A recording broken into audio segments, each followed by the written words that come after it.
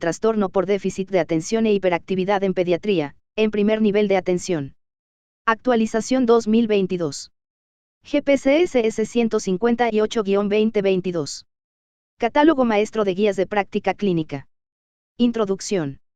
El trastorno de déficit de atención e hiperactividad ha recibido un gran número de denominaciones desde que se describió por primera vez en 1902. El TDA se define como un trastorno del neurodesarrollo que se caracteriza por defecto en el control inhibitorio y dificultades con la memoria de trabajo, caracterizado por inatención, desorganización e hiperactividad e impulsividad, presentándose en diferentes escenarios de la vida, provocando dificultades en su funcionamiento cognitivo, educacional y laboral. En el artículo El concepto de hiperactividad infantil en perspectiva, breve análisis de su evolución histórica, se constata que, durante todo el recorrido histórico sobre este trastorno, podemos comprobar que todos los 6 autores coinciden en que el TDA es un trastorno del desarrollo y su sintomatología es variante y persistente en el tiempo. La Clasificación Internacional de Enfermedades propone la siguiente clasificación: F90, trastornos hipercinéticos. Grupo de trastornos caracterizados por un comienzo precoz. La combinación de un comportamiento hiperactivo y pobremente modulado con una marcada falta de atención y de continuidad en las tareas, problemas que se presentan en varias situaciones y persisten a lo largo del tiempo. Los trastornos hipercinéticos tienen un comienzo temprano, por lo general, durante los 5 primeros años de la vida. Las características principales son: falta de persistencia en actividades que requieren la participación de procesos cognitivos y una tendencia a cambiar de una actividad a otra sin terminar ninguna, junto con una actividad desorganizada, mal regulada y excesiva. Normalmente estas dificultades persisten durante los años de escolaridad e incluso en la vida adulta, pero en muchos de los afectados se produce, con el paso de los años, una mejoría gradual de la hiperactividad y del déficit de la atención. Los trastornos hipercinéticos se presentan en varones con una frecuencia superior a la que se presentan en el sexo femenino. Es frecuente que se acompañe de problemas de lectura o del aprendizaje. Los niños, niñas y adolescentes hipercinéticos suelen ser descuidados e impulsivos, propensos a accidentes, y plantean problemas de disciplina por saltarse las normas, más que por desafíos deliberados a las mismas, por una falta de premeditación. Su relación social con los adultos suele ser desinhibida, con una falta de la prudencia y reserva naturales. Son poco populares entre el grupo de pares y pueden llegar a convertirse en personas aisladas. Es frecuente la presencia de un déficit cognitivo y son extraordinariamente frecuentes los retrasos específicos en el desarrollo motor y del lenguaje. F90.0 Trastorno de la actividad y de la atención. Los rasgos cardinales son el déficit de atención y la hiperactividad. El diagnóstico requiere la presencia de ambos, que deben manifestarse en más de una situación. La hiperactividad implica una inquietud excesiva, en especial en situaciones que requieren una relativa calma. Dependiendo de las circunstancias puede manifestarse como saltar y correr sin rumbo fijo, como la imposibilidad de permanecer sentado cuando es necesario estarlo, por una verborrea o alboroto o por una inquietud general acompañada de gesticulaciones y contorsiones. El criterio para la valoración de la actividad es excesivo, está en función del contexto, es decir, de lo que se esperaría de una situación concreta y de lo que sería normal, tomando en cuenta el desarrollo, la edad y el coeficiente intelectual del niño, niña o adolescente. Este rasgo de comportamiento es más evidente en las situaciones extremas y muy estructuradas que requieren un alto grado de control del comportamiento propio. Las complicaciones secundarias son un comportamiento disocial, antisocial y una baja estimación de sí mismo. Etiología. El TDA es un trastorno de etiología heterogénea, multifactorial y compleja, en el que una serie de vulnerabilidades biológicas interactúan entre sí y con factores ambientales, de adversidad psicosocial, la psicopatología en padres y las experiencias adversas en la niñez. Los siguientes modelos fueron ideados para abordar la explicación del TDA como un todo, pero los modelos teóricos más recientes y la aceptación de un nuevo enfoque modular, ha provocado un cambio de dirección hacia una perspectiva integradora. Modelo de función ejecutiva. Establece que los síntomas del TDA son consecuencia de un déficit en la función ejecutiva. Modelo cognitivo energético. Relaciona el rendimiento con el estado energético de la persona. Modelo de aversión a la demora. Se basa en que los NNA con TDA tienen déficit en la inhibición, y prefieren refuerzos inmediatos. Modelo de inhibición. Basa los síntomas en un déficit de la inhibición conductual. La genética molecular apunta hacia una transmisión dopaminérgica anormal como responsable de este trastorno. El defecto podría situarse en el gen del transportador de la dopamina situado en el cromosoma 5p5.3 o en el gen del receptor de la dopamina localizado en el cromosoma 11p15.5.8. Esta teoría explicaría, desde el punto de vista terapéutico, el beneficio alcanzado por estos pacientes con dopaminérgicos como los estimulantes. Desde el punto de vista de la neurotransmisión, es caracterizado por alteraciones en el funcionamiento de dopamina y noradrenalina. En estos pacientes se ha encontrado variantes alélicas de los genes que codifican el transportador de la dopamina DAT, el receptor de la dopamina DRD4 así como el DRD5, el 5HT1B, el 5HTT y el SNAP25. Estos genes regulan la síntesis de la dopamina, su liberación presináptica, la sensibilidad de los receptores dopaminérgicos y la actividad de los transportadores de dopamina.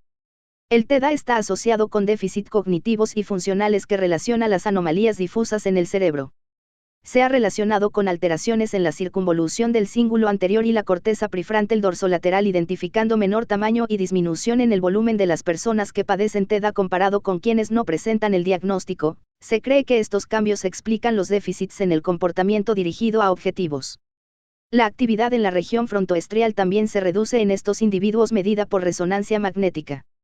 El modelo propone que los factores genéticos primarios tienen fuertes efectos sobre el desarrollo del vermis del cerebelo, el cual se ha considerado la cabeza del ganglio aferente del sistema de catecolaminas. Las aferencias inadecuadas del vermis podrían llevar a una excesiva e irregular transmisión catecolaminérgica durante la infancia y la adolescencia, así como una inervación prefrontal y estriatal deficiente.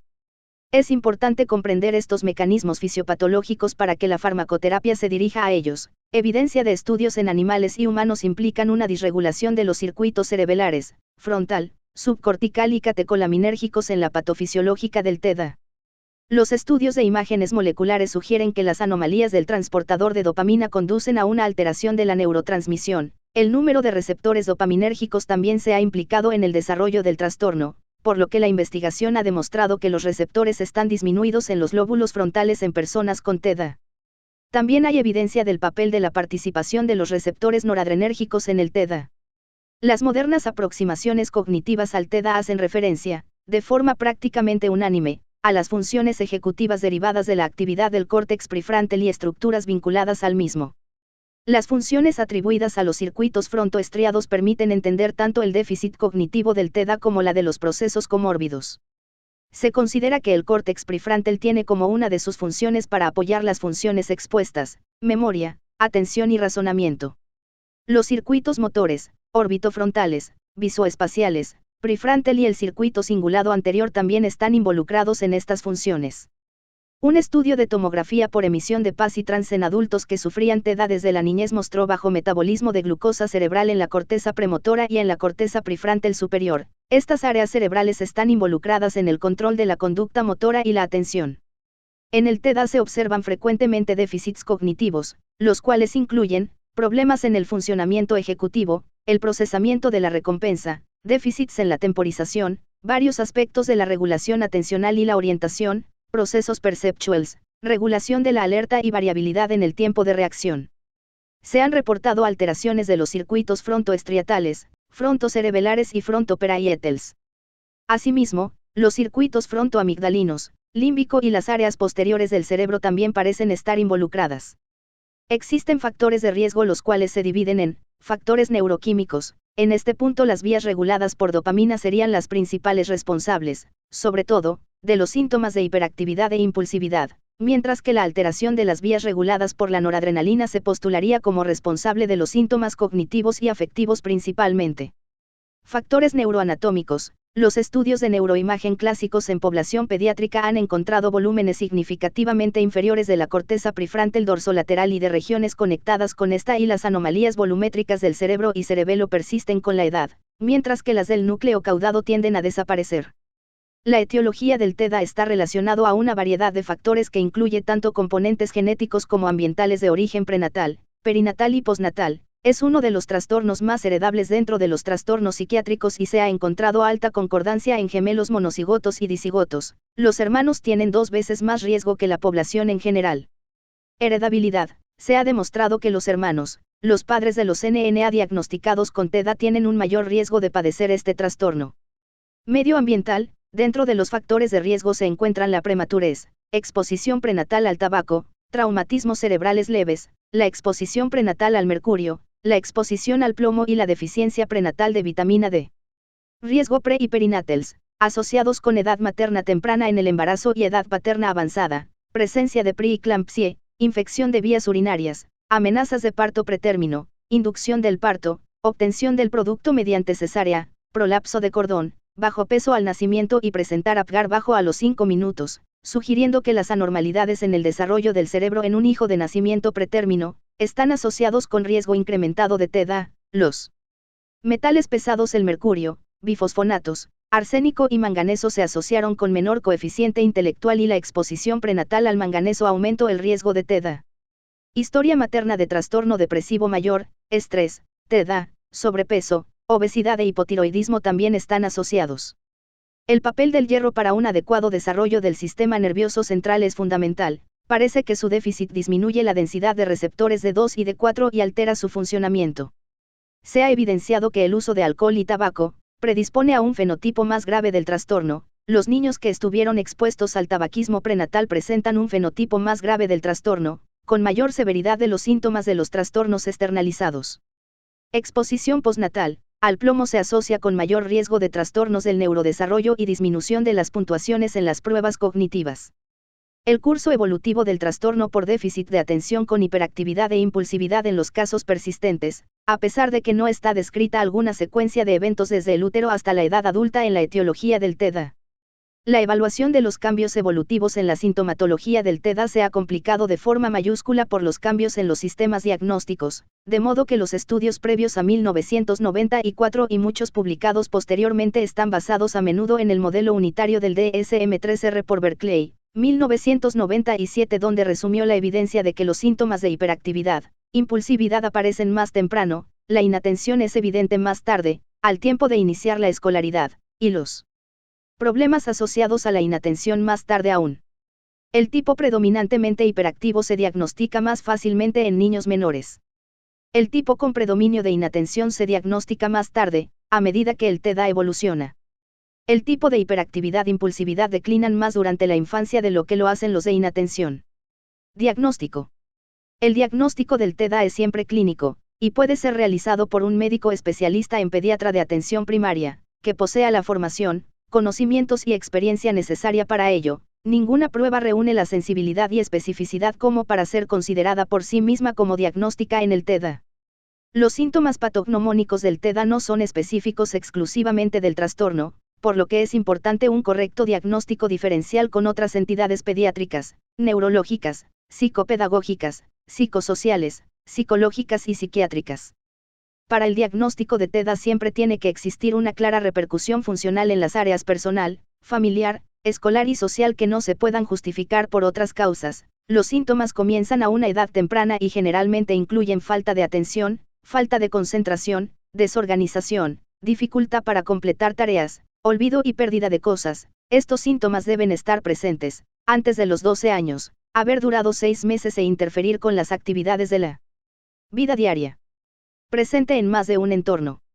Tener grandes consecuencias, incluidas las interacciones sociales, el aumento de los comportamientos de riesgo, la pérdida de trabajos y la dificultad para lograr resultados en la escuela. Dificultades en la interacción social, se frustran con facilidad y pueden ser impulsivos, por lo que a menudo son etiquetados como alborotadores. Frecuentemente se presenta en comorbilidad con otros trastornos psiquiátricos y crea un gran desgaste para el individuo, la familia y la comunidad. Es importante diagnosticar y tratar el trastorno en edades tempranas para que los síntomas no persistan en la adultez y cause otras condiciones comórbidas. Los criterios diagnósticos de TEDA según el DSM-5 son: posibilidad de identificar los síntomas nucleares del trastorno en la etapa pediátrica hasta los 12 años. El trastorno se incluye dentro de los trastornos del neurodesarrollo. Se establecen fenotipos o presentaciones clínicas en lugar de los antiguos subtipos, se recogen remisiones del trastorno. Se establecen niveles de gravedad en función de los síntomas. Se establece el diagnóstico de TEDA del adolescente y adulto como un diagnóstico diferenciado desde los 17 años. Las presentaciones clínicas son: 1. Presentación combinada. 2. Presentación predominante con falta de atención. 3. Presentación predominantemente hiperactiva diagonal impulsiva. El DSM-5 incluye en el cuadro clínico, déficit de atención. La inatención se manifiesta cuando se les pide que realicen tareas largas, repetitivas o que carezcan de atractivo para ellos, no prestan atención, no consiguen organizarse para trabajar, no logran sostener el esfuerzo, se distraen con facilidad, pierden y olvidan cosas y no terminan las tareas. Pueden presentar incapacidad para mantener una conversación, incapacidad para mantenerse leyendo, dificultad para concentrarse en el trabajo, frecuentes olvidos y cambios de lugar. Hiperactividad. Las personas se mueven excesiva y aparentemente de forma innecesaria para lograr los fines que desean, parecen constantemente inquietos e infatigables. Esto tiende a reducirse con la edad, incluso los jóvenes con TDA son más infatigables que sus compañeros. Impulsividad. Actúan antes de pensar, cambian abruptamente de actividades, salen de la clase, no esperan turno, contestan sin pensar, interrumpen a los demás, se entrometen en pláticas y actividades que no les corresponden, lo que implica un quebrantamiento impulsivo de las normas sociales que les crea conflictos. Por lo que son más propensos a sufrir accidentes como traumatismo cráneoencefálico. Alteración de la regulación motora. El paciente tiene problemas en la regulación de sus movimientos. La hipofunción dopaminérgica en los núcleos estriales da como resultado un problema en la coordinación motora y frecuentemente la presencia de signos neurológicos indicativos de interrupciones generalizadas en las redes de trabajo neuronal de las áreas cortico-subcorticales. Desregulación emocional. Manifiestan sus emociones públicamente con más intensidad y duración de lo que hacen los demás. Como consecuencia es más fácil que parezcan menos maduros, infantiles, rápidamente alterables y fácilmente frustrables por los acontecimientos. Con frecuencia parecen carentes de autodisciplina ya que no pueden realizar tareas que no les proporcionen una recompensa inmediata o no les interesen. Trastorno de la memoria y pensamiento. La insuficiente atención sostenida o su irrelevancia y el cambio en su atención pueden explicar algunas deficiencias de memoria. Alteraciones del aprendizaje. Resultado de aprendizaje incompleto o incorrecto de habilidades básicas para un buen aprovechamiento académico como la comprensión de lectura. El 75% de los niños con TDA tienen conductas agresivas y desafiantes. Las reacciones adveras del personal educativo ante la conducta de los niños con TDA y la pérdida de autoestima como consecuencia del sentimiento de inadecuación, puede combinarse con las críticas de los compañeros, hasta hacer del colegio un lugar de fracaso y problemas, lo que puede evolucionar o ser consecuencia de conductas disociales en niñas, niños y adolescentes. La expresión clínica es semejante en la infancia, la adolescencia y la edad adulta. Se conserva la tríada clínica nuclear de inatención, hiperactividad e impulsividad. Sin embargo, los síntomas deben valorarse en relación con etapa del desarrollo del individuo. La sintomatología debe manifestarse en más de una situación. También se puede hacer el diagnóstico con base en los criterios diagnóstico de CIE-10. Los síntomas se deben presentar en 2 o más ambientes en donde se desenvuelve el niño, considerando el inicio antes de los 5 años de edad. Criterios CIE-10. Estos síntomas deben además estar presentes antes de los 7 años y darse en 2 o más aspectos de la vida del niño, y afectar negativamente a su calidad de vida. La CIE-10 establece que para realizar el diagnóstico de TDA, el paciente cumpla 6 de los síntomas descritos en el apartado déficit de atención, 3 de los síntomas descritos en el apartado hiperactividad, 1 de los síntomas descritos en el apartado impulsividad. Hiperactividad. Con frecuencia muestra inquietud con movimientos de manos o pies, o removiéndose en su asiento. Abandona el asiento en el aula o en otras situaciones en las que se espera que permanezca sentado. A menudo corretea o trepa en exceso en situaciones inapropiadas. Inadecuadamente ruidoso en el juego o tiene dificultades para entretenerse tranquilamente en actividades lúdicas. Persistentemente exhibe un patrón de actividad excesiva que no es modificable sustancialmente por los requerimientos del entorno social. Impulsividad. Con frecuencia hace exclamaciones o responde antes de que se le hagan las preguntas completas. A menudo es incapaz de guardar turno en las colas o en otras situaciones en grupo. A menudo interrumpe o se entromete en los asuntos de otros. Con frecuencia habla en exceso sin contenerse ante las situaciones sociales. Déficit de atención. Frecuente incapacidad para prestar atención a los detalles junto a errores por descuido en las labores escolares y en otras actividades. Frecuente incapacidad para mantener la atención en las tareas o en el juego. A menudo aparenta no escuchar lo que se le dice. Imposibilidad persistente para cumplimentar las tareas escolares asignadas u otras misiones. Disminución de la capacidad para organizar tareas y actividades. A menudo evita o se siente marcadamente incómodo ante tareas como los deberes escolares, que requieren un esfuerzo mental mantenido. A menudo pierde objetos necesarios para unas tareas o actividades, como material escolar, libros, etc. Fácilmente se distrae ante estímulos externos. Con frecuencia es olvidadizo en el curso de las actividades diarias. La Organización Mundial de la Salud ha presentado la 11ª edición de la Clasificación Estadística Internacional de Enfermedades y Problemas Relacionados con la Salud, que entró en vigor el 1 de enero de 2022. Esta nueva edición, que viene a sustituir a la CIE-10. Hasta 60% de los niños presentan una patología psiquiátrica asociada al TDA, como son, 10 a 20% asocian con problemas emocionales, principalmente ansiedad y depresión. 40% de los mismos presentan un trastorno negativista desafiante.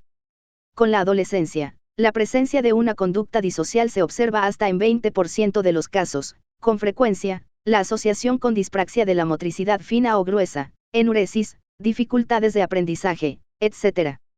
Presencia de tics, e incluso en forma del síndrome de Tourette, es también elevada, hasta 50 a 80% de los pacientes con TDA están asociados con tics crónicos. Uno de los aspectos más graves y preocupantes para los padres es la mayor frecuencia de abuso de sustancias tóxicas no alcohólicas al llegar sus hijos a la adolescencia. 16%. Estos pacientes representan un riesgo 4 veces mayor de sufrir este problema que la población general. Los factores que predicen esta evolución catastrófica son la coexistencia de patología psiquiátrica, la existencia de familiares con TDA y el descontrol terapéutico del paciente. Los trastornos más frecuentes que se asocian, así como las manifestaciones similares o diferentes del TDA. Algunas de estas condiciones pueden o no ser responsables de determinados síntomas. Justificación. El TDA es actualmente uno de los diagnósticos más frecuentes en neuropsiquiatría y neurología infantil, es 3,1 veces más frecuente en niños que en niñas, se manifiesta en la infancia, pero persiste a lo largo de toda la vida del individuo. No obstante, las manifestaciones clínicas pueden variar de acuerdo con la edad y el sexo. Tiene una prevalencia mayor en niños que en niñas, los estudios reflejan de 1,2 a 1,6, las diferencias más significativas se encuentran en el subtipo mixto impulsivo hiperactivo 1,4, mientras que en el subtipo inatención es menor 1,2. La Organización Mundial de la Salud refiere que a nivel mundial existe una prevalencia de 5% de TDA y en el caso de México no se tiene una cifra precisa, se estima que afecta a 1,5 millones de niños y niñas menores de 14 años. Se realizó un estudio observacional con la recolección de datos durante los meses de marzo a septiembre de 2017 en el Hospital Psiquiátrico Infantil Dr. Juan N. Navarro. Ciudad de México, por Martínez Jaime Milímetros, Reyes Morales H., publicado en 2020, con la finalidad de evaluar el acceso al diagnóstico oportuno del TDA e identificar sus barreras mediante una trayectoria de hechos que va desde percibir los síntomas hasta obtener el diagnóstico, donde detectaron numerosas barreras en todas las dimensiones de la trayectoria de acceso para obtener un diagnóstico. La primera barrera para iniciarla exitosamente fue la falta de percepción del TDA como problema de salud mental, ya que, en más de la mitad de los correlatos, los cuidadores primarios percibieron las diferencias en la conducta de los niños, niñas y adolescentes, como inherentes a su personalidad y el resto no percibió conducta diferente alguna. Los resultados indicaron también que los profesionales educativos detectaron y demandaron la búsqueda de atención en 83,6% de los casos, por lo que actuaron como facilitadores al solicitar a 89,7% de los EP acudir directamente al médico. Del total de NNA que enviaron solo el 38,9% llegó al primer nivel de atención. Reportando que el comportamiento del cuidador primario fue, en 43,9% inmediatamente los llevaron al primer nivel de atención o buscaron ayuda médica. En 35,2% los profesionales educativos tuvieron que convencer a los EP para que acudieran al primer nivel de atención médica. En 20,9% los profesionales educativos tuvieron que presionarlo para que buscara la atención. La llegada de los pacientes al hospital sede se logró por medio de 3 vertientes: 1, por solicitud de la escuela. 2, por referencia de psicólogos particulares. 3, por referencia de profesionales en el primer nivel de atención. Los resultados obtenidos indicaron que el total de los participantes presentaron traslados prolongados para acceder al hospital sede, lo que sugiere la importante presencia de barreras geográficas para acceder a la atención del TDA en la Ciudad de México. La falta de centros de atención para los problemas de salud mental, no solo en la Ciudad de México sino en todo el país, ha sido documentada por la Organización Mundial de la Salud, en su informe sobre el sistema de salud mental en México, expone los principales problemas que se presentan en ese ámbito: falta de inclusión de los trastornos mentales en el primer nivel de atención, carencia de un programa específico para los niños y adolescentes, lo cual obstaculiza la atención oportuna, falta de servicios relacionados con la salud mental en México, por lo que descansa en los hospitales psiquiátricos, lo que hace más costosa y escasa la atención. Observando que solo existe un hospital psiquiátrico infantil en la Ciudad de México y en todo el país, también se mencionan las barreras económicas para pagar la atención se presentó en casi la mitad de la población. Esa dificultad se agrava cuando es necesario comprar el medicamento correspondiente, ya que este obstáculo alcanzó a casi 90% de los participantes en el estudio. Preguntas clínicas. 1. ¿Qué instrumentos de tamizaje es de mayor utilidad para la detección de TDA en niños, niñas y adolescentes? 2. ¿Cuáles son los criterios para el diagnóstico de TDA? 3. ¿Cuáles serían las comorbilidades más frecuentes en los pacientes con TDA? 4. ¿Cuál es el tratamiento no farmacológico e intervención conductual con mayor efectividad? 5. ¿Cuál es el tratamiento farmacológico más efectivo en pacientes con TDA? 6. ¿Cuál es el tratamiento de comorbilidades del TDA? Evidencias y recomendaciones. Detección. Pregunta 1. ¿Qué instrumentos de tamizaje es de mayor utilidad para la detección de TDA en niños, niñas y adolescentes? Los niños, niñas y adolescentes con trastorno por déficit de atención con hiperactividad no tratado, solicitan 2 veces más intervenciones médicas que los NNA que no lo tienen, debido a que tienen mayor riesgo de presentar accidentes y heridas, además de comorbilidad psiquiátrica, que aumenta la gravedad del TDA y los costos del tratamiento. Este trastorno conduce a una disfunción psicosocial en las diferentes etapas del ciclo vital. Así, el paciente no tratado manifiesta un pobre funcionamiento académico y laboral, abandona la escuela y tiene trabajos con sueldos más bajos, la relación familiar se deteriora, además de que los pacientes con patología persistente en la vida adulta pueden tener entonces pocas habilidades maritales y parentales. La alta prevalencia y las consecuencias del TDA ponen de manifiesto la necesidad de realizar programas de detección temprana que utilicen instrumentos estandarizados. Los instrumentos de tamizaje se aplican a la población general y señalan a los posibles casos para su envío a los servicios de salud mental. Para la detección de los casos, puede recurrirse al uso de instrumentos como las escalas de gravedad y de tamizaje, algunas escalas de Menschenels, de severidad de la psicopatología y de tamizaje, utilizadas para medir los síntomas del TDA. Una revisión realizada por la Agencia de Política e Investigación de Atención Médica ha revisado la fiabilidad y validez de los instrumentos de cribado y evaluación del TDA para el diagnóstico de este en comparación con el método de referencia, donde se evidenció que la información que se extrae en los cuestionarios de amplio espectro no permiten distinguir adecuadamente a los pacientes psiquiátricos. Del mismo modo, las escalas específicas del TDA, en concreto las de Kanners, versión de 1997, permiten discriminar a los niños con TDA en estudios comunitarios. Sin embargo, se observó el elevado tiempo de aplicación y el entrenamiento previo necesario, lo que hacen poco factible su uso en la práctica clínica y siempre llevando a cabo las entrevistas estructuradas y semiestructuradas útiles para la recogida de información, tanto en la práctica clínica como en la investigación.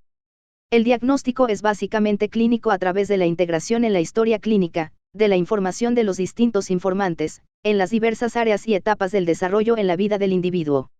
Las evaluaciones del TDA pueden acompañarse de la implementación de escalas, de acuerdo a las diferentes edades de los pacientes. En niños, niñas y adolescentes podríamos considerar los instrumentos estructurados o semiestructurados que pueden utilizar los médicos de primer contacto. Incluyen los siguientes: MiniKid, escala breve de calificación psiquiátrica, calendario infantil para trastornos afectivos y esquizofrenia, lista de verificación de comportamiento infantil.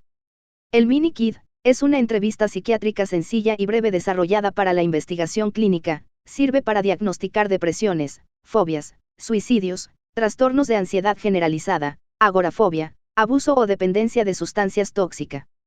El MiniKid es una entrevista diagnóstica estructurada para niños y adolescentes que ayuda a identificar los 23 trastornos psiquiátricos más frecuentes, de acuerdo a los criterios del DSM-5, y que se encuentra dividida en módulos. Reconoce enfermedades actuales y a lo largo de la vida. Está dividida en módulos identificados por letras. Cada uno corresponde a una categoría diagnóstica.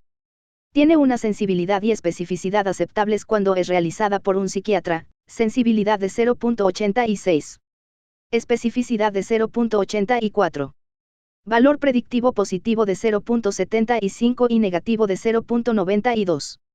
En lo que respecta a las escalas para profesores y padres o tutores, el objetivo principal de este sistema de multi-informantes es cuantificar los síntomas del padecimiento, y tanto lograr realizar un tamizaje como comprobar de forma estandarizada los cambios en la sintomatología con el tratamiento. Scanners para padres.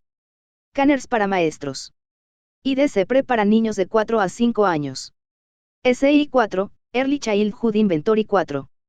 Escala de Vanderbilt. Comportamiento SNAP 4 de padres. Comportamiento SNAP 4 de maestros. Cuestionario latinoamericano para la detección del TDA. Escala autoaplicable para adolescentes CEPO. El diagnóstico es básicamente clínico a través de la integración en la historia clínica, con la información de los distintos informantes, en las diversas áreas y etapas del desarrollo en la vida del individuo. Las pruebas neuropsicológicas no son esenciales para el diagnóstico, sino un complemento útil que permite un seguimiento objetivo. Los resultados positivos de estas pruebas no son siempre específicos para el TDA, ya que miden impulsividad y desatención de muchos orígenes. La evaluación clínica en NNA debe basarse principalmente en una entrevista clínica con los padres, incluida una exploración de los problemas, la historia detallada del neurodesarrollo del NNA, incluidos antecedentes médicos o psiquiátricos, información sobre el funcionamiento familiar, las relaciones con los compañeros y la historia escolar. Cuestionario de Canners específica para TDA, en versión de 1997 permiten discriminar a los niños con TDA en estudios comunitarios, aunque su capacidad de discriminación disminuye en situaciones menos ideales. Existen una versión corta de 28 ítems y una larga de 93. Examinaron la traducción al español de las versiones de 28 ítems para maestros y de 48 para padres. Ambas versiones se sometieron a un análisis factorial y se encontraron diferencias en la distribución de los reactivos por factores y por el número de factores de cada versión. La versión para maestros mostró mayor correlación con los criterios diagnósticos para TDA y también mayor consistencia interna. El estudio de validación de la versión para padres se realizó en México. La escala de apreciación psiquiátrica para NNA, en versión mexicana, se diseñó para evaluar en forma de Menschenel los síntomas y trastornos psiquiátricos por medio de una entrevista semiestructurada que puede aplicarse en pocos minutos. El instrumento evalúa 7 dimensiones sindromáticas, que incluyen trastornos de conducta, depresión, trastornos del pensamiento, agitación, retardo psicomotor, ansiedad y trastorno mental secundario a enfermedad médica. La versión del instrumento que contenía 24 reactivos se tradujo y adaptó al español, y se le añadieron 4 ítems que evalúan hipertimia, trastornos de la eliminación, uso de alcohol y sustancias y abuso físico, psicológico o sexual. Los reactivos deben contestarse de acuerdo con la frecuencia de presentación de los síntomas. En su estudio de validación, la entrevista se aplicó a 365 adolescentes y se sometió a un análisis factorial que mostró 6 factores: conducta, depresión, ansiedad, manía, psicosis y misceláneos. El coeficiente capa de confiabilidad interevaluado fue de 0.85. Lista de verificación de comportamiento infantil. Es un cuestionario autoaplicable de 118 ítems que califican los padres. Los reactivos del instrumento se agrupan en 9 escalas sindromáticas: conducta delictiva, conducta agresiva, aislamiento, quejas somáticas, ansiedad, depresión, problemas sociales, problemas de pensamiento, problemas de atención y problemas sexuales. Estas áreas se agrupan en 2 síndromes mayores: internalizado, externalizado. La versión en español del CBCL se validó en 1990 y hace poco se evaluó en niños mexicanos la versión CBCL de 6 años a 18 años que incluye subescalas orientadas de acuerdo con los criterios diagnósticos del Manual Diagnóstico y Estadístico para los Trastornos Mentales de la Asociación Psiquiátrica Americana. El coeficiente alfa de Cronbach para la subescala de trastornos externalizados fue de 0.94. Las diferentes versiones del CBCL se han empleado para evaluar población clínica y población abierta en México, en Puerto Rico y en las comunidades hispanas de Estados Unidos. Cuestionario de Canners. Es un instrumento autoaplicable que evalúa conductas y emociones de niños y adolescentes por medio de los informes de padres y maestros. El análisis de la escala identificó 9 factores: 1 conducta, 2 antisocial, 3 ansioso-depresivo, 4 problemas escolares, 5 síntomas somáticos, 6 obsesivo-compulsivo, 7 inmadurez, 8 tensión muscular, y 9 alteraciones del lenguaje. Se comprobó su eficacia en la evaluación de síntomas externalizados. Se envía al primer nivel de atención, para realizar o descartar el diagnóstico de TDA con los siguientes resultados en el cuestionario de Conner para profesores y padres con el siguiente puntaje I. La versión abreviada de la escala de Canners se validó y adaptó en Brasil en 180 estudiantes de 6 a 13 años. No se encontró correlación entre las calificaciones de padres y profesores, fenómeno reportado en varias partes del mundo. Los autores recomiendan el uso de estas versiones cortas como tamizaje y en la evaluación periódica de los pacientes con TEDA. Se debe realizar el cuestionario de Canners para padres y cuestionario de Canners para maestros, para detectar niños, niñas y adolescentes con TEDA. Las guías del Instituto Nacional para la Excelencia en Salud y Atención del Reino Unido, también puede incluir información sobre la salud mental de los padres y la situación económica de la familia y mediante una entrevista clínica semiestructurada estandarizada que contenga evaluaciones de TEDA y evaluar criterios de DSM-5. La exploración debe cubrir las dificultades y fortalezas del comportamiento en varios contextos de la vida, por ejemplo, la escuela, las relaciones con los compañeros y el tiempo libre. El uso de cuestionarios de tamizaje para los tutores o informantes, como los cuestionarios de calificación de Canners 3 grados o el cuestionario de fortalezas y dificultades puede ser útil, pero el diagnóstico no debe basarse únicamente en escalas, ya que se observó mayores resultados cuando se realiza una entrevista adicional con el niño o adolescente para obtener una imagen de la perspectiva del paciente sobre los problemas, necesidades y objetivos actuales, aunque los autoinformes se consideran menos confiables para el diagnóstico. La información también debe obtenerse de la escuela, por ejemplo, mediante contacto personal o telefónico con el maestro y, si es posible, mediante observación directa en la escuela. Se realiza un examen médico para excluir causas somáticas de los síntomas conductuales y obtener una impresión del estado físico general del paciente. La evidencia actual no recomienda incluir procedimientos de pruebas objetivas, neuroimágenes o medidas neurofisiológicas en la evaluación rutinaria del TEDA, pero sugieren su uso como herramientas adicionales cuando se cuestionan las funciones cognitivas, surjan problemas académicos, anormalidades coexistentes en electroencefalografía o condiciones neurológicas no reconocidas. Después de completar la recopilación de información, la guía NIS recomiendan un periodo de espera atenta de hasta 10 semanas antes de entregar un diagnóstico formal de TEDA. Se debe enviar al primer nivel de atención para realizar el diagnóstico de TEDA a todo NNA que se detecte en el cuestionario de CONER para profesores y padres con el siguiente puntaje: niños entre 6-11 años, puntuación mayor que 17. Niñas entre los 6 a 11 años, una puntuación mayor que 12. Se debe enviar al primer nivel de atención para realizar una entrevista clínica y semiestructurada que contenga evaluaciones de TEDA y evaluar criterios de DSM-5 o CIE-10. Existe evidencia científica claramente establecida respecto a la contribución de factores genéticos en el TEDA, por lo que es indispensable preguntar por antecedentes de trastornos psiquiátricos y específicos de TEDA en la familia. Importante investigar el funcionamiento familiar, obtener información acerca del embarazo, parto y periodo perinatal, del desarrollo psicomotor, antecedentes patológicos e historia de salud mental del niño en pediatría en primer nivel de atención 32. Previos. Las escalas específicas para el TEDA en NNA pueden usarse, de forma complementaria y nunca como sustitutos de la entrevista clínica, para detectar la presencia y evaluar la intensidad de los síntomas nucleares. El diagnóstico del TEDA es exclusivamente clínico, y sustentado en la presencia de los síntomas característicos del trastorno, respaldado por una clara repercusión funcional en los ámbitos personal, familiar, académico y social. Tras haber excluido otros trastornos o problemas que puedan estar justificando la sintomatología observada, valorar la información obtenida del ámbito escolar, y la exploración física del niño, aunque la mayoría de los niños con TEDA no tienen una historia médica destacable y la exploración física es normal, tanto la anamnesis como la exploración física pueden servir para descartar procesos neurológicos asociados u otras causas que pudieran justificar la sintomatología. Los cuestionarios se utilizan para detección y al ser positivo se debe de enviar al primer nivel de atención, para realizar una adecuada entrevista clínica basándose en la información obtenida del NNA, y de los padres respecto a los problemas actuales del niño, la naturaleza de los síntomas, la edad de inicio y el grado de deterioro funcional.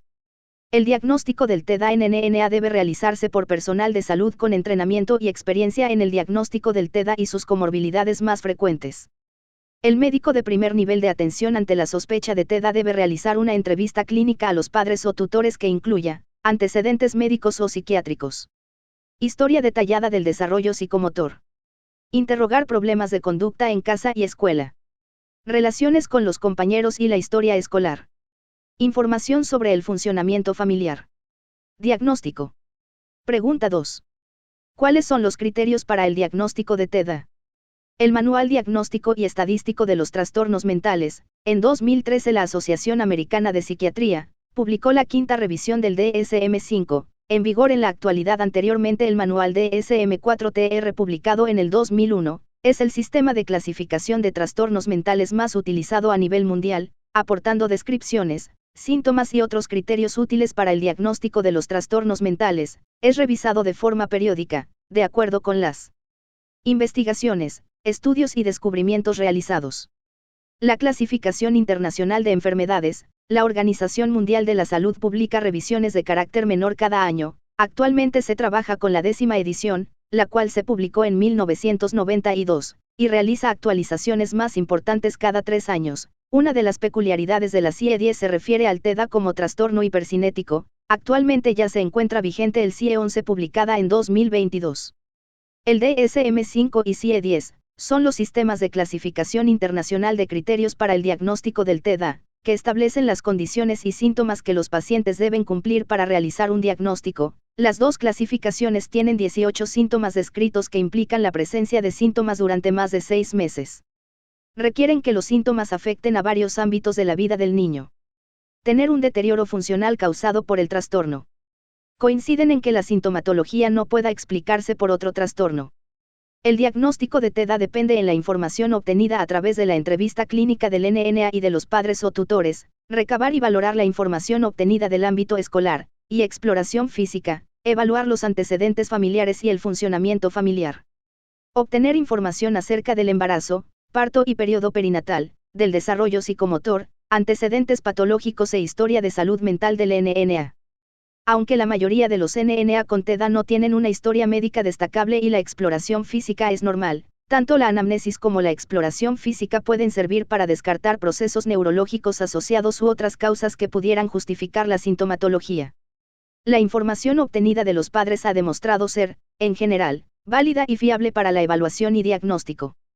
Un meta-análisis de Biederman, 2006, donde evaluó 2 SA, demostró que la información obtenida de los padres en la evaluación de los síntomas de TDA durante los ensayos clínicos es igual de fiable que la información obtenida de los docentes. El médico de primer nivel de atención debe realizar una entrevista estructurada y obtener información sobre los problemas familiares, escolares y evaluar criterios de DSM-5 o CIE-10. El diagnóstico del TDA es exclusivamente clínico, y debe estar sustentado con la presencia de síntomas característicos del trastorno según los criterios de DSM-5 o CIE-10, respaldado por una clara repercusión funcional en los ámbitos personal, familiar, académico y social, y se debe descartar otros trastornos o problemas que puedan estar justificando la sintomatología observada. El DSM-5 diferencia 3 grandes grupos según el predominio sintomatológico, es decir, según el fenotipo en que pudiera presentarse el trastorno. Podrían distinguirse: tipo con presentación predominantemente inatenta, donde se presenta el criterio A1, en ausencia de la 2 durante los últimos 6 meses, tipo con presentación predominantemente hiperactivo impulsivo, donde se presenta el criterio A2, en ausencia de la 1, durante los últimos 6 meses. Tipo combinado, el cual requeriría el cumplimiento tanto del criterio A1 como de la 2 durante los últimos 6 meses.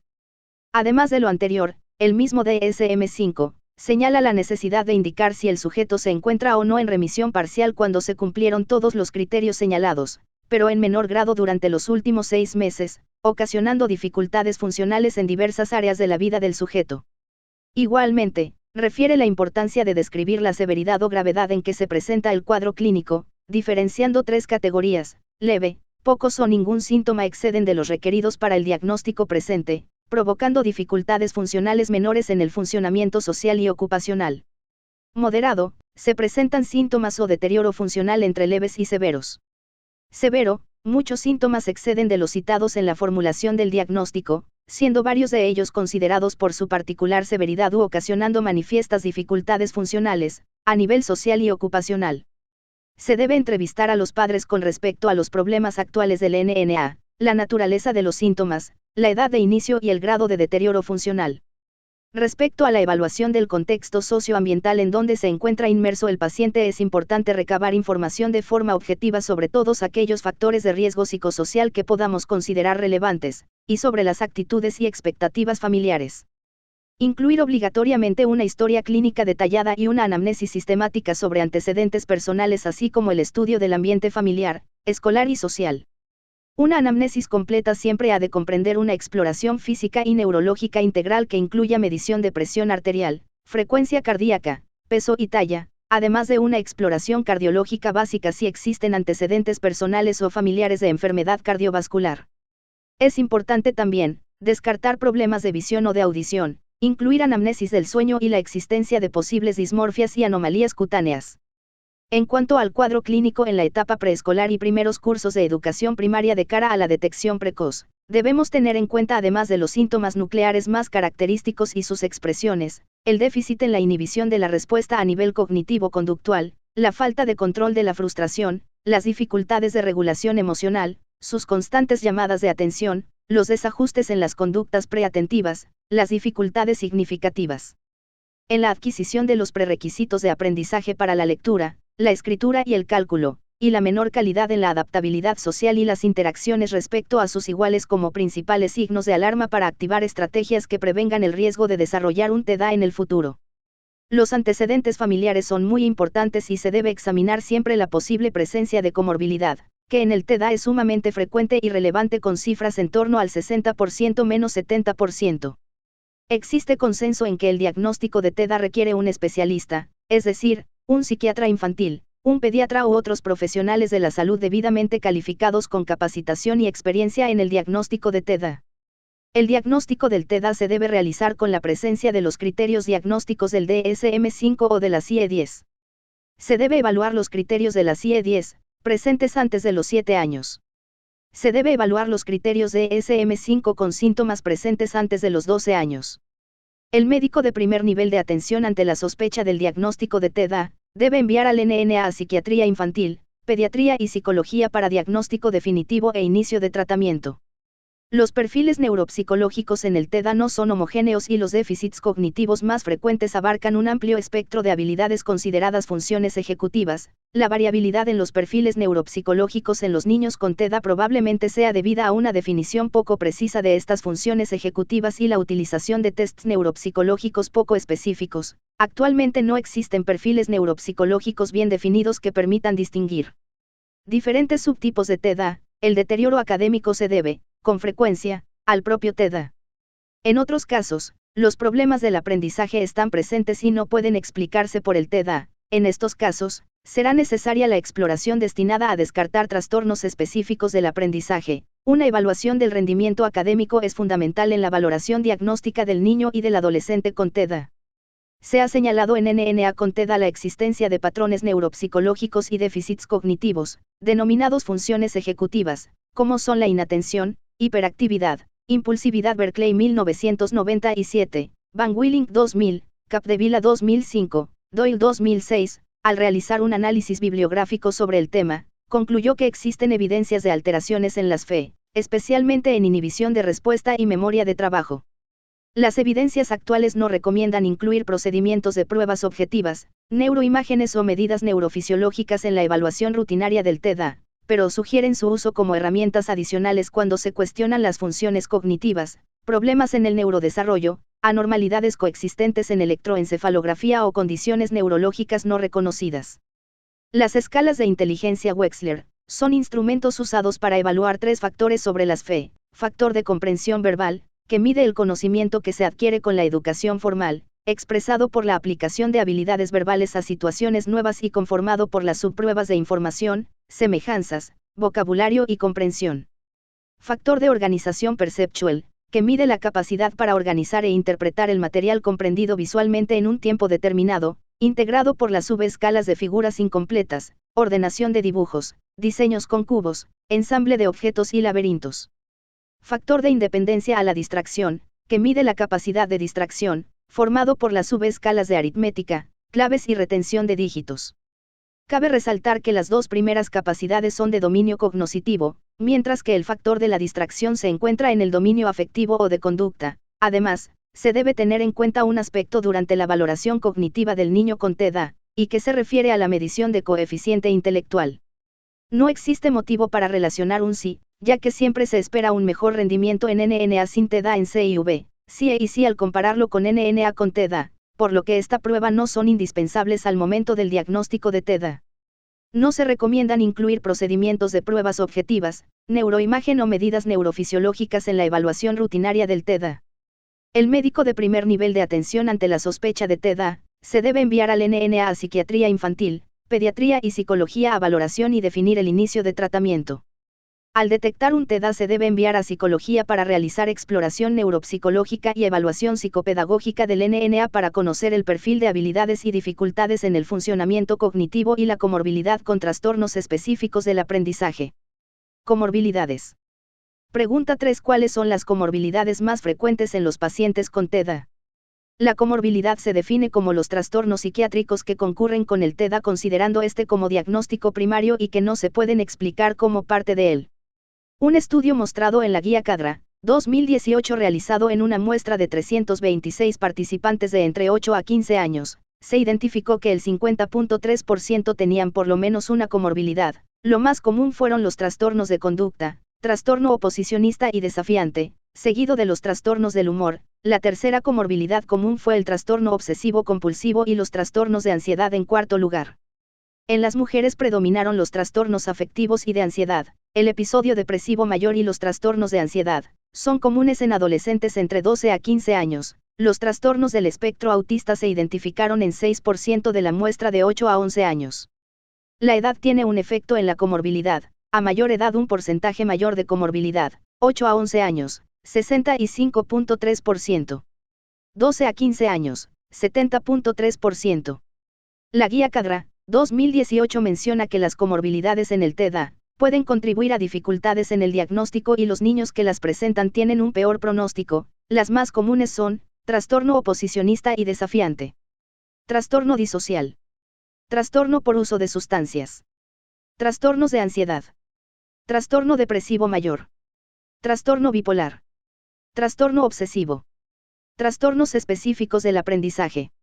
La comorbilidad en el TDA es muy frecuente, hasta el punto de convertirse más en una norma que en una excepción, por lo que se debe considerar y estudiar tanto en el momento del diagnóstico, como del abordaje terapéutico y en el seguimiento sistemático del trastorno, ya que puede estar presente hasta en un 85% de los pacientes con TDA, con una mayor incidencia en líneas generales en varones y adolescentes no tratados, así como en las presentaciones de TDA combinado E.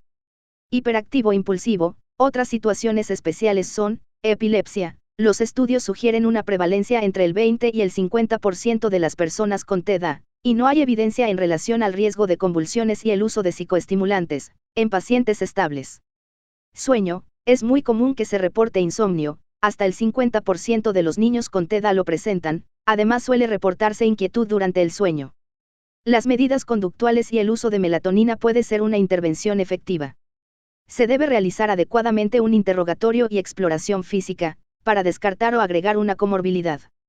En un SAS realizado por INSI 2019 se incluyeron en la muestra 1000 niños, entre 6 y 18 años, 242 femenino y 758 masculino. La prevalencia de comorbilidad psiquiátrica fue de 56.3% y la comorbilidad más común en esta muestra fue trastorno oposicionista desafiante, trastorno de conducta, trastorno depresivo, trastorno obsesivo-compulsivo, trastorno de ansiedad. En la muestra estudiada se encontraron varias comorbilidades, un trastorno psiquiátrico, 2 trastornos psiquiátricos, 3 trastornos psiquiátricos. En relación al tipo de TDA y las comorbilidades se encontraron, subtipo combinado se presentan en inatento, hiperactivo impulsivo.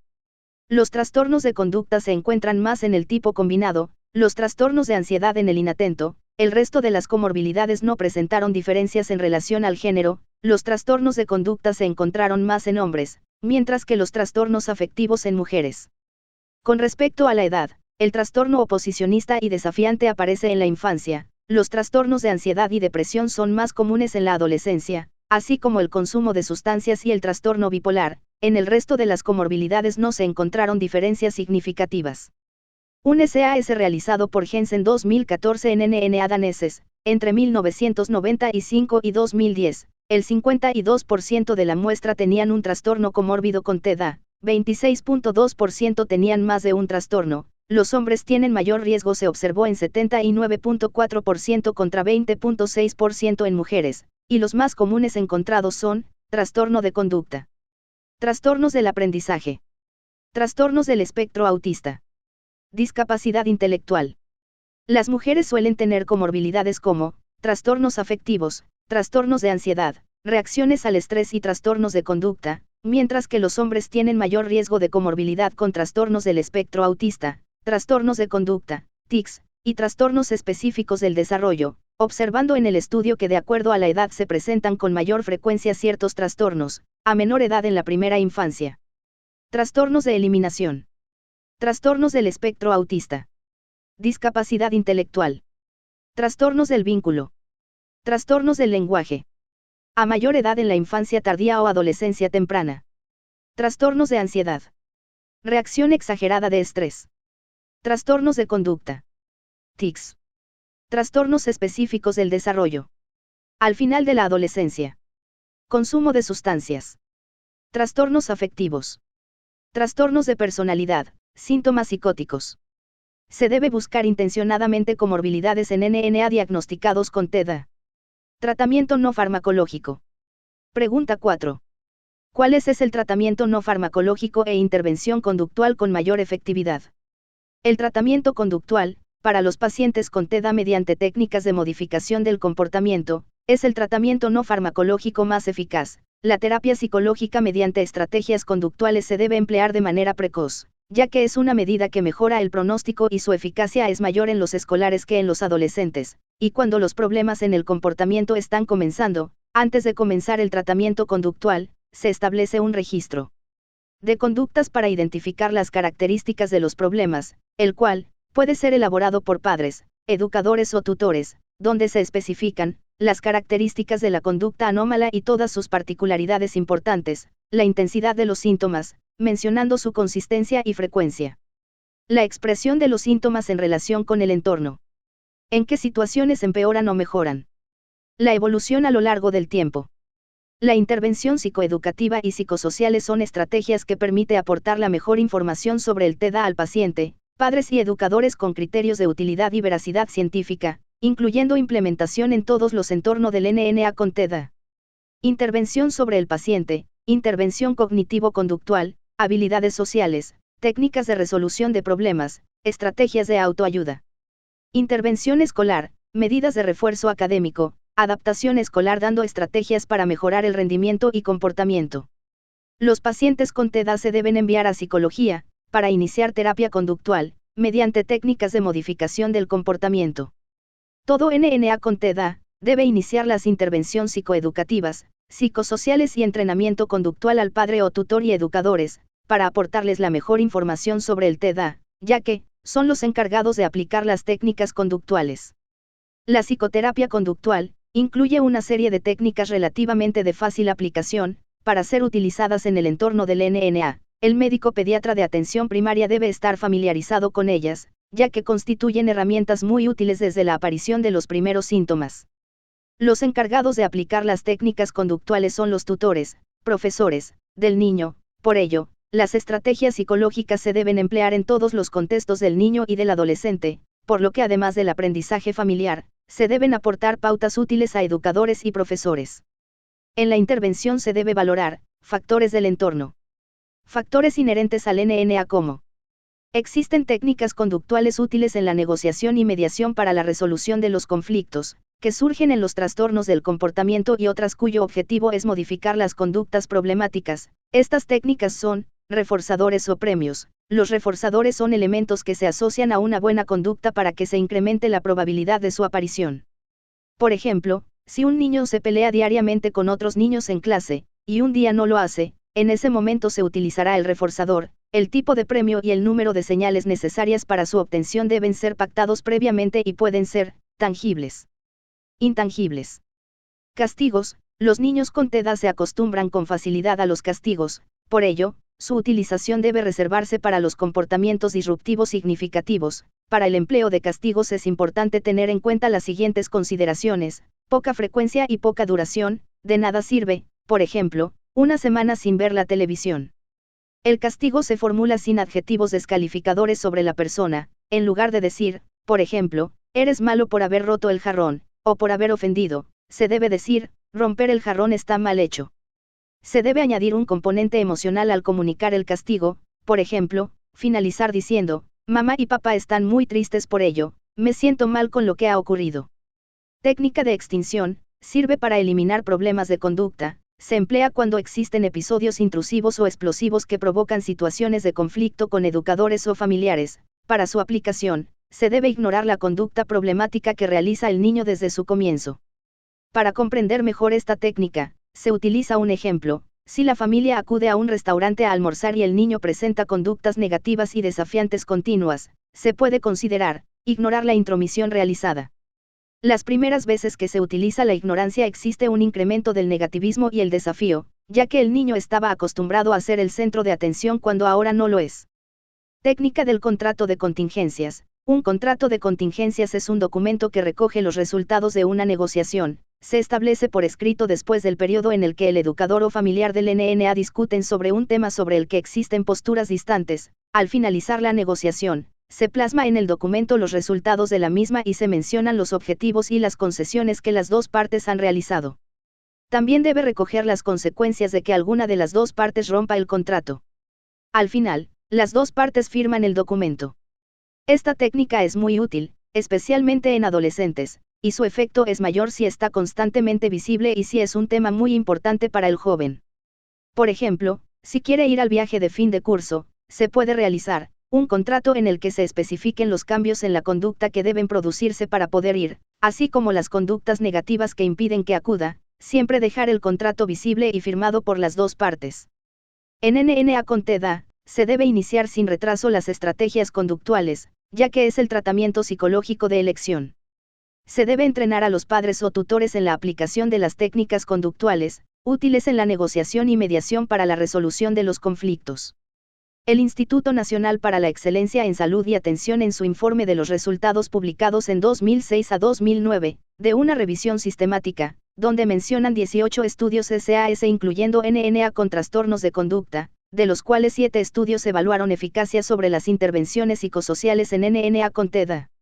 Los SAS de alta calidad, donde se evaluó la intervención conductual para padres, tanto a nivel grupal, como individual. Después del análisis se concluyó que, el tratamiento conductual de entrenamiento para padres en formato grupal es más coste efectivo que en formato individual. Un ECAS de mediana calidad, incluyó a padres como coadyuvante al tratamiento habitual, donde se distribuyó aleatoriamente a 96 pacientes en dos grupos en entrenamiento para padres y tratamiento habitual y analizaron resultados de efectividad en el post-tratamiento con un seguimiento de 6 meses, donde concluyó que, el tratamiento habitual y entrenamiento para los padres fue superior al tratamiento habitual en las puntuaciones de los padres en problemas de conducta y síntomas interiorizados. No se encontraron diferencias en sintomatología TEDA y estrés parental. La mejoría en los síntomas conductuales e interiorizados se mantuvo en el seguimiento a mediano plazo. También, se encontró una fuerte evidencia científica, que sugiere que la intervención psicológica mantiene efectos positivos sobre los síntomas del TEDA y de problemas de conducta referidos por los padres en el seguimiento a corto y mediano plazo, y se reportó evidencia científica limitada que sugiere que la intervención psicológica tiene efectos positivos sobre la autoeficacia en el seguimiento a corto-medio plazo. Para que el entrenamiento de técnicas conductuales para padres con NNA con TEDA tenga mejores resultados, el cual reportó que los programas de entrenamiento eran eficaces bajo las siguientes condiciones: incluir estrategias para mejorar la relación familiar. Número óptimo de sesiones. En formato grupal o individual. Que permita a los padres identificar sus propios objetivos. Incorporar sesiones de roles de juego y tareas para casa para mejorar la generalización. Conducidos por profesionales adecuadamente entrenados. Basados en manual y materiales estandarizados. Estructurados y basados en los principios de la teoría del aprendizaje social. Las estrategias psicológicas se deben emplear en todos los contextos del NNA con TEDA, además del aprendizaje familiar, se deben aportar pautas útiles a los educadores y profesores. El metaanálisis realizado por Horda, 2008 encontraron mayores efectos en la eficacia sobre los síntomas TEDA en aquellos estudios con un tratamiento predominantemente conductual en comparación con los estudios de tipo cognitivo-conductual. Estas diferencias no son estadísticamente significativas, en la eficacia de las intervenciones conductuales frente a las terapias cognitivo-conductuales sobre las puntuaciones en síntomas TEDA o de problemas de conducta según los profesores. Encuentran diferencias en las puntuaciones de síntomas TEDA según los padres, a favor de las intervenciones conductuales. La guía NIS 2009, reporta un SAS de Linda Fifner 1997, donde se estudió la eficacia del programa terapéutico Child Life and Attention Skills Program, para TEDA subtipo inatento, aleatorizó una muestra de 69 escolares mostrando que el grupo de tratamiento, en comparación con el grupo control, presentaba una mejoría en los síntomas de inatención, tiempo cognitivo lento, habilidades sociales y organizativas, demostrando que las intervenciones cognitivo-conductuales para niños en edad escolar con TEDA deben tener una duración óptima de 8 a 12 sesiones de 50 a 90 minutos de TCC para los niños más 8 sesiones de 50 a 120 minutos para los padres, como son, terapia de conducta, basado en un análisis funcional de la conducta en el que se identifican los factores que están manteniendo la conducta inadecuada, se delimitan las conductas que se desea cambiar, se lleva a cabo la observación y registro de estas, se analizan las contingencias existentes, se construye un nuevo sistema de contingencias acorde con los objetivos propuestos, se planifica un programa de reforzamientos y se evalúa el programa durante el tratamiento. Los reforzamientos positivos pueden incluir elogios, atención positiva, recompensas y privilegios. Las técnicas para reducir los comportamientos no deseados incluyen el coste de respuesta, el tiempo fuera o aislamiento, la sobrecorrección, la extinción y el castigo. Otras técnicas de modificación de conducta son la economía de fichas que combina el reforzamiento positivo, el coste de respuesta y el contrato de contingencias. Se recomienda la terapia cognitivo-conductual como tratamiento inicial para el TEDA en niños y adolescentes en cualquiera de las siguientes situaciones. Los síntomas del TEDA son leves. El impacto del TEDA es mínimo. Notable discrepancia sobre la frecuencia e intensidad de los síntomas entre los padres o entre estos y los profesores. Diagnóstico de TEDA es incierto. Los padres rechazan el empleo de medicación. Niños menores de 5 años. Entrenamiento para padres. Se trata de un programa de tratamiento conductual que tiene como objetivo dar información sobre el trastorno, el entrenamiento a los padres en técnicas de modificación de conducta para mejorar el manejo de sus hijos, incrementar la competencia de los padres, mejorar la relación paterno-filial mediante una mejor comunicación y atención al desarrollo del niño. Los programas son estructurados, se desarrollan en un número específico de sesiones y se realizan habitualmente en grupo. Terapia cognitiva al niño. La terapia cognitiva tiene como objeto identificar y modificar las cogniciones desadaptativas, poniendo de relieve el impacto sobre la conducta y las emociones para sustituirlas por otras cogniciones más adecuadas. Estos objetivos se llevan a cabo mediante diversos procedimientos, entre los que destacan el entrenamiento en técnicas de autoinstrucciones, autocontrol y resolución de problemas. Entrenamiento en habilidades sociales. Los niños y adolescentes con TEDA presentan a menudo problemas de relación con la familia, tienen dificultades en habilidades sociales y problemas de relación con los iguales. El entrenamiento en habilidades sociales emplea técnicas de la TCC y se realiza habitualmente en formato grupal. Hay evidencia científica limitada que sugiere que la intervención psicológica tiene efectos positivos sobre las puntuaciones de los padres en la sintomatología TEDA. No hay suficiente evidencia científica que sugiera un efecto positivo de la intervención psicológica en comparación con el tratamiento en la comunidad sobre las puntuaciones de los padres en la sintomatología TEDA de inatención, hiperactividad / impulsividad.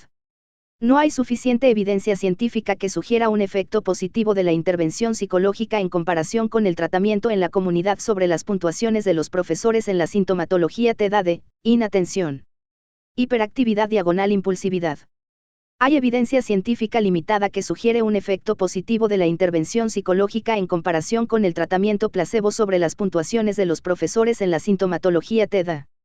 En estudios con TEDA en edad escolar de 6 a 12 años, hay evidencia científica limitada que sugiere un efecto positivo de la intervención psicológica sobre las puntuaciones de padres en la sintomatología TEDA. En estudios con TEDA en edad escolar de 6 a 12 años, hay evidencia científica limitada que sugiere un efecto positivo de la intervención psicológica sobre las puntuaciones de los profesores en la sintomatología TEDA.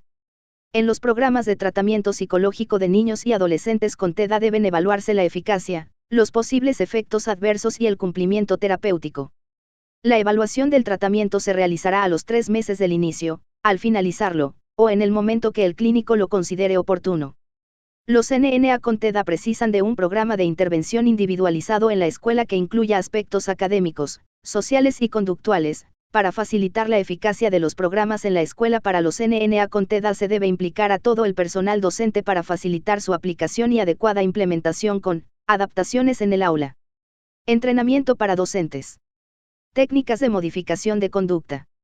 Estrategias de manejo del TEDA en el aula. En NNA con TEDA y repercusión en el rendimiento académico se recomienda un tratamiento individualizado y específico de enseñanza en habilidades y competencias académicas. Cuando el TEDA tiene un impacto significativo en el desarrollo académico, las escuelas deberían llevar a cabo adaptaciones para ayudarles en el aula. La terapia cognitivo-conductual para NNA en edad escolar con TEDA deben tener una duración óptima de 8 a 12 sesiones de 50 a 90 minutos para los niños, más 8 sesiones de 50 a 120 minutos para los padres. Se debe dar un entrenamiento conductual para los padres de NNA con diagnosticados de TEDA, con o sin comorbilidad. Los docentes deben recibir capacitación para la detección y manejo al igual que señales de alerta del niño, niña y adolescente con TEDA. Tratamiento. Pregunta 5. ¿Cuál es el tratamiento farmacológico más efectivo en pacientes con TEDA? La elección de un tratamiento farmacológico ajustado a las necesidades específicas del paciente, permite optimizar los resultados de los programas de intervención. En 1997 el Instituto Nacional de Salud Mental inicia el estudio de tratamiento multimodal del trastorno por déficit de atención con hiperactividad y este constituye un hito en la historia de la investigación del tratamiento en la psicopatología infantil. Se trata del mayor estudio longitudinal de este tipo, con datos de seguimiento hasta nuestros días. En el presente artículo de revisión incluyeron las evidencias clínicas existentes acerca de los resultados del MTA desde los años 90 hasta la fecha actual.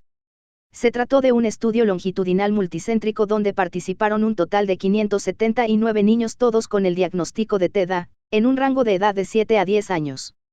Los sujetos fueron randomizados en 4 grupos de seguimiento. A. Metilfenidato de liberación inmediata controlado desde equipo investigador, seguimiento estrecho. B. Tratamiento conductual intensivo.